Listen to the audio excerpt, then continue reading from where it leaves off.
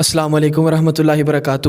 جی ہمارے بڑے پیارے بھائی حافظ امجد فروق المعبر صاحب، ماشاءاللہ ان کے پاس میں حاضر خدمت ہوا ہوں، تو خواب کے حوالہ سے، خواب کی تعبیر کے حوالہ سے انشاءاللہ ان سے انفارمیشن لیں گے، علم لیں گے۔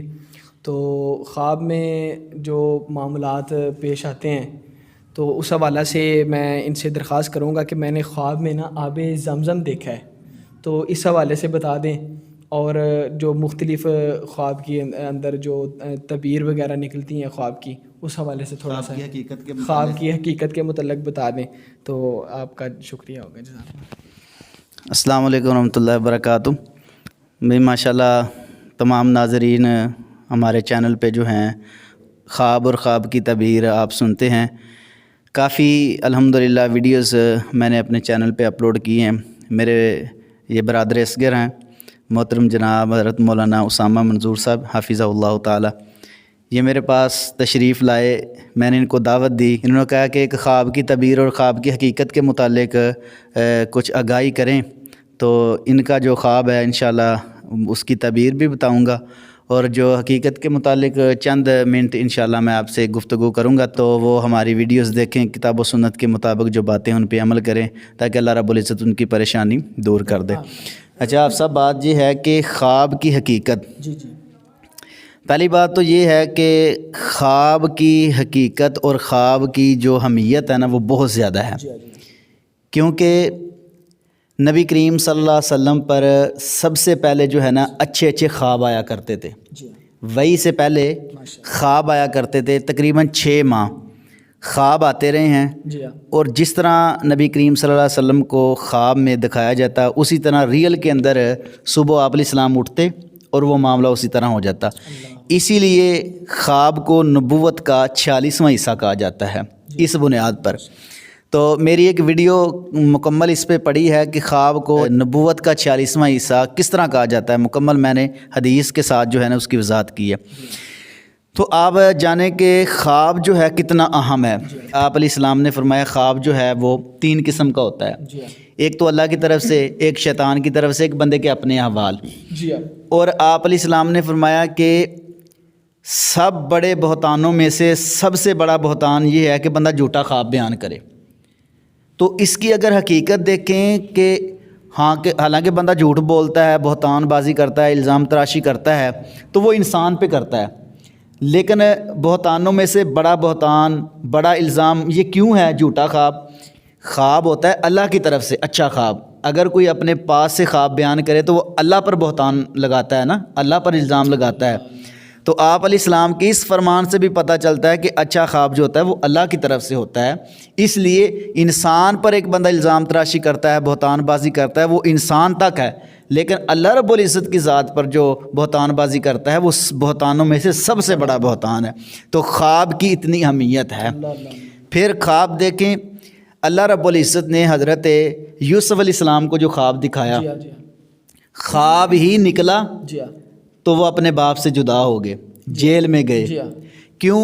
اللہ رب العزت نے قرآن پاک میں ارشاد فرمایا لا تقصص رؤیاک علی اخوتک فیکیدوا لک کیدا، ان کے سامنے بیان نہ کرنا کیونکہ یہ خواب اچھا ہے۔ تو اس سے پتہ یہ چلتا ہے کہ خواب کی حقیقت اور اہمیت اتنی ہے کہ اچھا خواب ہو تو کسی عام بندے کے سامنے بیان نہیں کرنا چاہیے، وہ آپ کے بارے میں غلط سوچیں گے اور جو تعبیر لگائیں گے آپ پر واقعہ ہو جائے گی۔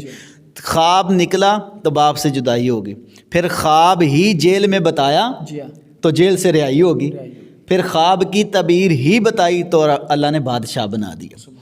تو پتہ یہ چلتا ہے صاحب کہ خواب جو ہے وہ بڑی اہمیت کا حامل ہے، کیونکہ خواب دیکھو نا، ایک صحابی رسول ہیں وہ کہتے ہیں کہ مجھے اچھے خواب نہیں آتے تھے، میں ان خوابوں کی وجہ سے بیمار ہو جاتا تھا۔ تو آپ علیہ السلام کے سامنے یہ بات بیان کی تو آپ علیہ السلام نے فرمایا کہ سونے کے اذکار پڑھ کے سویا کریں تو انشاءاللہ الرحمن آپ کو اچھے خواب آئیں گے، اور جو سچا بندہ ہوتا ہے اس کے خواب جو ہیں زیادہ سچے ہوتے ہیں۔ تو خواب سے ہمیں یہ پتہ چلتا ہے، بہت سارے ایسے دلائل موجود ہیں قرآن و سنت کے اندر جو خواب کے حوالہ سے ہیں۔ تو خواب ایک خواب نہیں ہوتا، خواب ایک حقیقت ہوتا ہے۔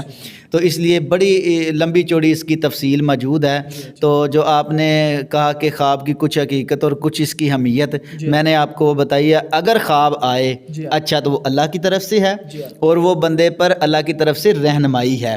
جی جی جی جس طرح کہ ملکہ زبیدہ کا خواب جو ہے وہ آپ اب بھی اس کی نشانی بیت اللہ مکہ کے اندر دیکھ سکتے ہیں نہر کی شکل میں. تو خواب کیسا تھا اور دیکھو اس کی تعبیر, تو پتہ ہی چلتا ہے آپ سب خواب اللہ رب العزت نے بندے پر اپنا انعام رکھا ہے. دیکھو نا ایک حدیث بھی آتی ہے نا کہ نبی کریم صلی اللہ علیہ وسلم آسمان پر گئے خواب کے اندر, تو آگے جو قدموں کی آواز آئی وہ حضرت بلال کی تھی. یہ خواب ہے, یہ بخاری کی روایت ہے. تو آپ علیہ السلام نے حضرت بلال سے پوچھا بھی کیا ماجرا ہے, میں نے آپ کی قدموں کی آواز جنت میں سنی ہے. تو حضرت بلال نے 2 نفلوں کا تذکرہ کیا وضو کے بعد جو وہ پڑھتے تھے. تو کسی کے بارے میں خواب دیکھنا یہ بھی بڑی فضیلت والی بات ہے. حضرت عثمان بن مظعون کے بارے میں کسی نے خواب دیکھا تو چشمہ جاری ہو گیا, تو آپ علیہ السلام نے فرمایا یہ اس کے نیک اعمال ہیں.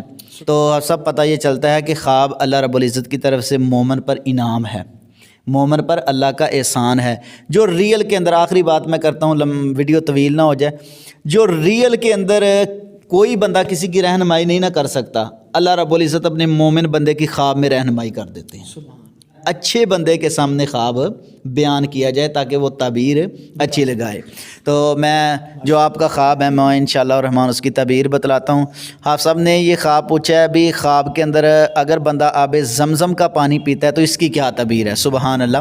خواب کے اندر بیت اللہ میں جانا, صفا مروہ کرنا اور آب زمزم کا پانی پینا, یہ بڑی سعادت کی بات ہے. آب زمزم کا پانی پینا خواب کے اندر اس کی تعبیر یہ ہے کہ اللہ رب العزت اس کی دعاؤں کو قبول فرمائیں گے.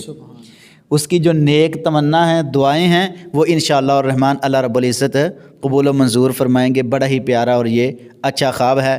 آپ صاحب کا بہت بہت شکریہ, ہمارے پاس وہ تشریف لائے, ہماری دعوت پر آئے. اللہ ان کو جزائے خیر دے. تمام ناظرین جو ہیں وہ خوش رہیں اور اپنا خیال رکھیں اور دعاؤں میں ہمیں یاد رکھیں. ہمارے چینل پر رہیں, انشاءاللہ آپ کو ایسی پیاری پیاری ویڈیوز اور خواب کے متعلق جو ایک حقیقت ہے قرآن و سنت کو دیکھا جائے تو انشاءاللہ الرحمن آپ کے سامنے ایسی پیاری پیاری ویڈیو ہم لے کر آتے رہیں گے. اللہ تمام کو خوش رکھے. آمین ثم آمین.